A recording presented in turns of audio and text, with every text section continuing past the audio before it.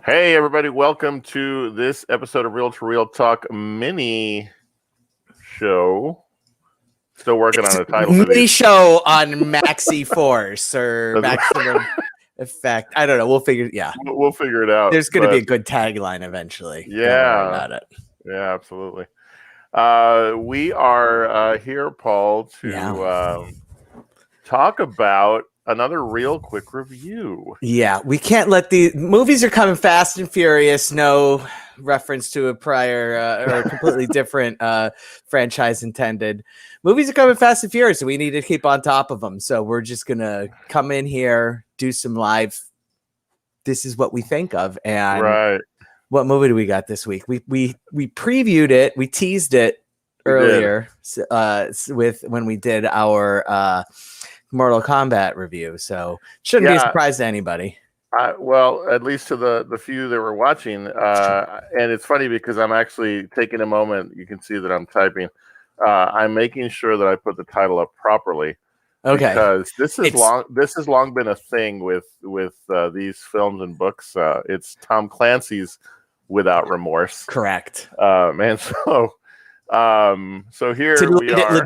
Legitimacy. Yes, you throw absolutely. on the Tom Clancy. And therein lies sort of the general feeling about this film I've noticed over the last couple of days. Yeah. Which I think will be a talking point for you and I, because I have to ask you, are you someone who has read Tom Clancy novels? No, I am not. I have not read a single one, even for the books that I love or for the movies that I loved. I read October and pretty much all the feature films I've really enjoyed. Yeah. I'm not even the Jack Ryan one. I really like that one with Captain Kirk. So, Captain Kirk. Chris yeah. Well, and so this is where I must admit I've only read a couple of Tom Clancy's books. I'm familiar through the films more so with the character that is portrayed in this film. And I wasn't even sure that, or at least I wasn't even aware, I should say, that this book, Without Remorse, finally gave us the backstory of John.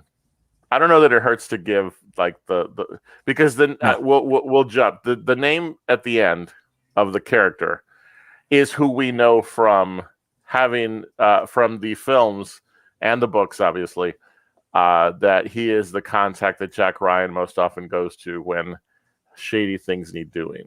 Oh, really? Yes. I didn't pick up on that. Okay. Yeah. And did you catch that the woman that was his commander, Greer, that she is a relation to the character that we know from the films being played by James Earl Jones. Okay, cool. Nope, didn't pick up on that. So and I only know those connections so that I had complete transparency here. Okay. I only know those things because I am a fan of the Jack Ryan films. Even the show. Actually, I've only seen one episode of the show, only because I need to go back to it. But even the reboot that was with Ben Affleck, and Morgan I like Freeman. that one too. Yeah, absolutely. Go all ahead. Of I'm them. sorry. Yeah, I'm here to tell you, at least 3.5 tacos for every single Jack Ryan movie that's come down the pike. Absolutely. Probably 4 for almost all of them. I'd be hard pressed to think of one that I wouldn't give at least 4 tacos to. Sure. I mean, Hunt for Red October, Clear and Present Danger. That's Hunt for Red October is getting 5. Yeah. Clear and Present Danger, Patriot Games are both probably getting 4.5. Some of All Fears is the only one that I'd have to rewatch it. That one might get 3.5, 3 in guac, but probably still getting 4. The Jack Ryan movie with which introduced us to Kenneth Branagh's Russian accent that he brings out for Tenet again. Big fan of that, by the way, is getting 4. So I've long been a fan of these films, and so I feel the need, having read sort of the consensus, because I looked at the Rotten Tomato scores, and as of this morning, it stands at just short of 45%, which it was this one, the one we're going to talk about, which was such a shock to me because I thought surely it would do better. But before, after you, like, a shock to you before or after you watched it? Both, because I saw the okay. number before and after. Okay. And it's only fluctuated by a couple of points. Yeah. Suffice it to say, our thoughts may be different than what the majority of people seem to be feeling, but that's because so much of what's written is written by folks who are adamant fans of the books.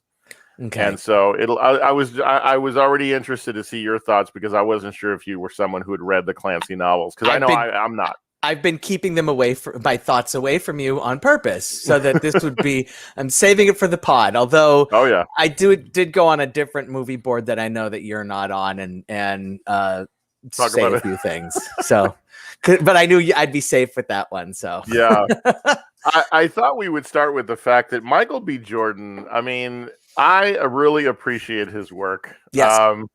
I can't think of a time when I've been let down by the work that he does. Here he gets an actioner that allows him to, kind of flex his action movie muscles. Build a franchise. Let's not. Absolutely. That I think will link nicely to the new series if they decide to go that way. Okay. But let's talk just very briefly, because it's a real quick review. Mm-hmm. I don't want to not talk a little bit about Michael B. Jordan and why we appreciate him. I mean, because he's so good. First of all, he's supremely likable, and even when he's playing a bad guy, a la Black Panther and Killmonger, he's still like just totally magnetic. Just right. You just are sucked in and buy into everything he's doing and about. And yes, love it. Yeah, no, very, very talented. And it shows that I think he's being either he's well led in terms of whoever is helping manage his career, because he himself is being careful what roles he picks. I think of well, he did do that Fantastic Four movie, so he's not perfect. Right. Although I kind of like that movie, but of course I would. Oh, no. Let's not get down that rabbit trail. No. But if you think about, like, he's a Killmonger, his portrayal in Creed, Just Mercy. I mean, he's very talented, and I loved seeing him in this role, because here's a role with much more gravitas, with a character that to the Tom Clancy universe is well known, and let's see how he does. The film itself is a pretty standard by the numbers action movie. And I didn't know this, but we are not getting a portrayal of the book. Which, as someone who hasn't read it, that's what I found out as well. Yeah. And I'll be honest. So the book was from 1993 or something like that. Okay. And it felt like a book felt like a movie from 1993 to me. Okay. It didn't feel like they put a lot of effort to kind of bring it to the modern, at all. Like, right. Just at all. Like, and it, which would have been fine if it was like, here are the events from 1993. Like, if they put it in that time frame, okay. But sure. To put it felt weird. The movie felt really weird to me. Because of the time. Because felt like I felt like I was watching a movie from like 1996 or 1997 or something. And it was just like, this just feels old, and it feels stale, and it feels like it did not feel good to me at all. Like gotcha. it was, yeah. I was. The action set pieces were fun. There's a lot to be said for, again, to me, the story setup is very basic. If I subtract it completely from the Tom Clancy world of things and just look at it from the perspective I came at it, knowing this is a character that I love from the films being explored and origin story kind of thing. Mm-hmm. When it was done, I was like, okay. Yeah, and that's the thing is that it, like you said, I for a Tom Clancy movie, I shouldn't be if you take the story away, it was an okay, political thriller. It just I want surprise, my expectations are higher when Tom Clancy's name is in the front. Sure. And I didn't feel like they delivered at all. Like, no. So there was a certain amount of tension missing that I'm used to getting from Tom Clancy films, or based on his work. Yeah. And the tension that did exist was always for the same reason, because people were getting shot at.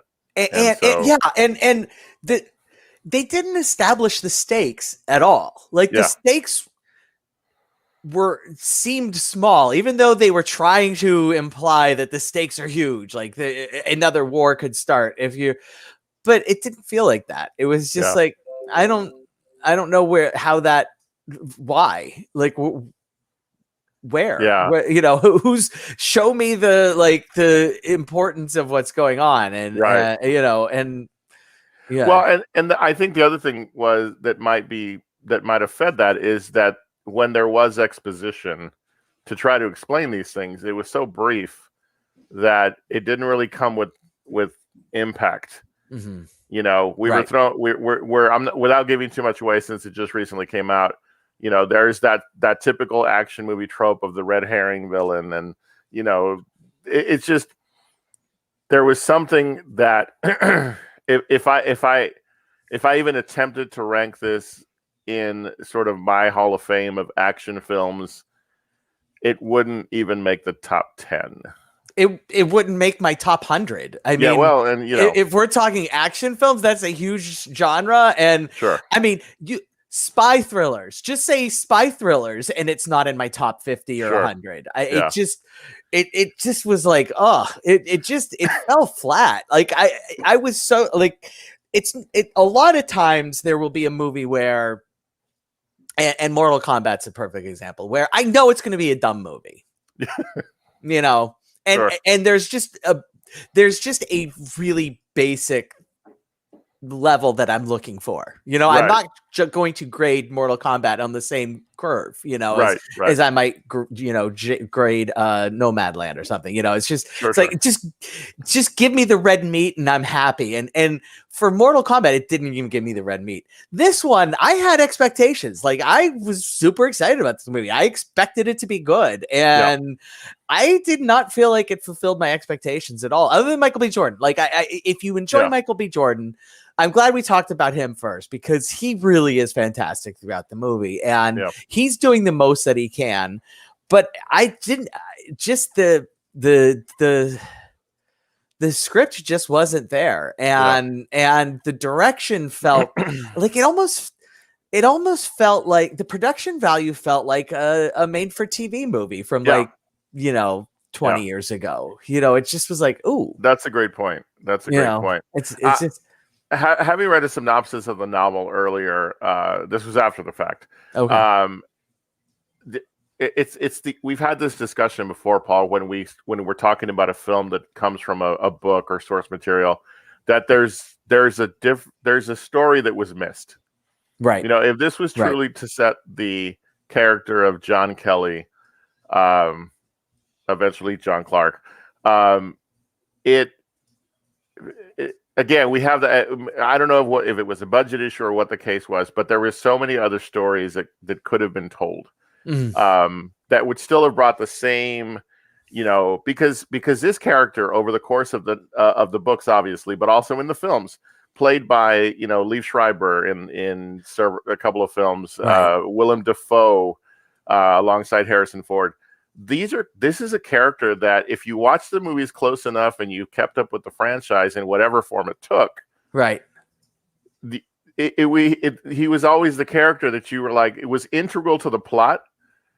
And I don't think we got to know him the way this movie was supposed to have introduced this character to us. Yeah. It could be anybody. It could have been anyone. Yeah. And that's where I think the writing failed. Like, I didn't realize, I mean, I know the Liev Schreiber character for sure. And I, I didn't make that connection at all, at all. So, yeah. So, I mean, explosions and such happen. A lot of, here's my biggest condemnation of this movie is that at the very end, there's the scene in the building in Berlin in Moscow. Although oddly enough, it was filmed in Berlin, but I actually looked that up after. I was like, where was that filmed? Because it didn't look like, any other movie that's filmed in Moscow. Like it's, like Jason Bourne or, the Bourne, who is the Bourne Ultimatum, I think is the one. No, Bourne Supremacy is I think the one that's anyway, whatever. Filmed in Moscow. It's like, it didn't look, I don't know what Moscow, and it turned out it was filmed in Berlin. Which is odd because there's a scene where he's fighting these bad guys going down the stairs, and there's this bag that is important for some reason. We have no idea why, but it's the bag. So okay, but he's fighting these bad guys down the stairs, and it's like the entire time I'm just thinking this isn't remotely as good as Atomic Blonde, which I completely ironically had watched earlier in the week. Okay, and it's like, there's no way you could do a fight scene in Staircase in Eastern Europe and not make people think of Atomic Blonde. It's impossible now. Sure. It's impossible. And that you're actually filming in Berlin where Atomic Blonde takes place. It's just like you're killing me. At some point somebody needs to say, you know what? This just isn't working like it did in Atomic Blonde, and that movie only came out like 3 years ago. We can't do this. Like, we need to do something else. And they didn't. And they just did it, and they kept it in there. And it's like, ooh, there's your climactic scene. And I was like, Atomic Blonde was better. Yeah, well, sure. Yeah, it's hard not to make those comparisons. Absolutely. When you're going downstairs, it's just like, don't do that. Which reminds me, I have to ask you. Yeah. Plane crash sequence. I know. How did you feel about it? Fantastic. Okay. My favorite part of the movie, not even close. Yeah. Yes, it was. Like they were in that plane. I'm like, why are they in and then I was like, oh, that plane's coming down. Like I was just like that, spy thriller. There's got to be a reference to a commercial airliner coming down and stuff. So I was like, okay, yeah, this plane's coming down, and sure enough, it happened. I mean, it's not. I don't think it would be in my top 5, but. It was excellent. I loved going in, and there was something that was in the part that was sinking that he had to go and recover. That was awesome. But that was my favorite part of the movie. I have to agree. That was a sequence, and it's funny now because I can't watch a film now, Paul, without something happening to a plane. Me going, I better ask Paul about that. So, yes. So and that scene worked. And that's the thing is that there was stuff here that worked. Sure. And the stuff that worked was good, but there was just so much that didn't work. And like, there was the guy that was Billy Elliot from the Billy Elliot movie. And his character just didn't work at all for me. Like, at all. And it's just like, and it's not his fault, I don't think. No. I don't want to blame him, but I just kind of feel like it's either the directing or the writing, because this isn't working for me. I mean, I would say it's a healthy mix of both, because from a writing standpoint, you didn't really have a story that you could sink your teeth into, because it reminded me of so many other, moments in action type stories, even political thrillers, that it didn't stand out. I guess the best way to put it, Paul, I don't know if you'd agree, but you and I have seen enough of these types of movies that when we can label a character as, oh, that's going to be the character that's going to do this, or that's good, then we're just watching another film. I know who the bad guy was the first time I saw him. The first time he shows up on screen, I'm like, oh. Remind me after to tell you the phrase I came up with as a result of this film. Okay. I can't say it on air because we want to encourage folks to watch the film. Right. Because we always say don't let our feelings keep you from watching anything. Yes. But there's a life lesson I'd like to share with you after we're done. So okay, excellent. I'm in. Yeah. So I was really looking forward to this conversation on Friday. Yeah. Well, as soon as I finished it yesterday, I was like, oh, I can't wait. I cannot wait. Because I had a feeling that we'd have those rare moments of, I think we're going to agree on this one. So Yeah.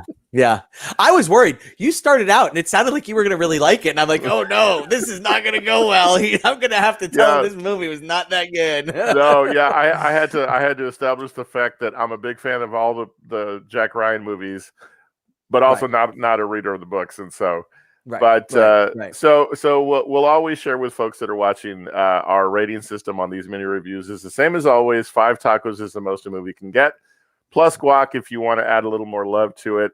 So, Paul, Tom Clancy's Without Remorse, starring Michael B. Jordan. I almost want to give Michael B. Jordan his own taco rating because he's such a great guy.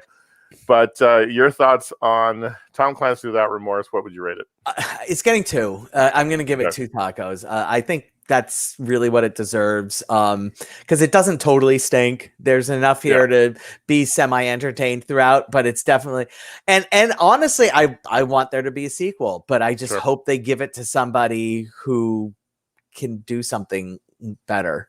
Yeah. You know, this genre is a great genre. Like there's a bazillion great movies, you know, in this genre, and we've seen Tom Clancy stuff work. It just, this wasn't it.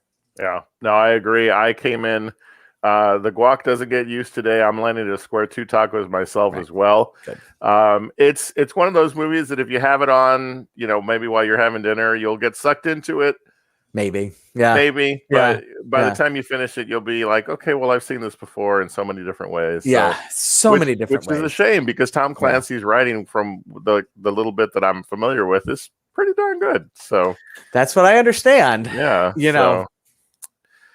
But Michael B. Jordan will always get 5 tacos plus guac from me. So there you go. Yes. Except for Fantastic Four, apparently. Well, they didn't give him enough to do it. That's that's a whole other conversation. I mean, let's table that. That's we don't need to go down that road. Absolutely. All right. Well, thank you all for joining us for this real quick review on Tom Clancy Without Remorse. We do encourage you to watch it, form your own thoughts, and leave us comments on the video, even if you're watching it after the fact. Paul, as always, I look forward to doing these. And of course, I'll look forward to being with you and Susan very soon as we get ready to get back to it. That's right. Back on the horse next week. Absolutely. So we'll say hello to Susan. Susan, we miss you. And we're looking forward to all being together again. Absolutely. And so for those of you out there, enjoy the rest of your Sunday. Please have a great week, and we'll see you soon. Remember, you're awesome, you're amazing, and the world's a better place because you are in it. We'll see you next time on Real to Real Talk.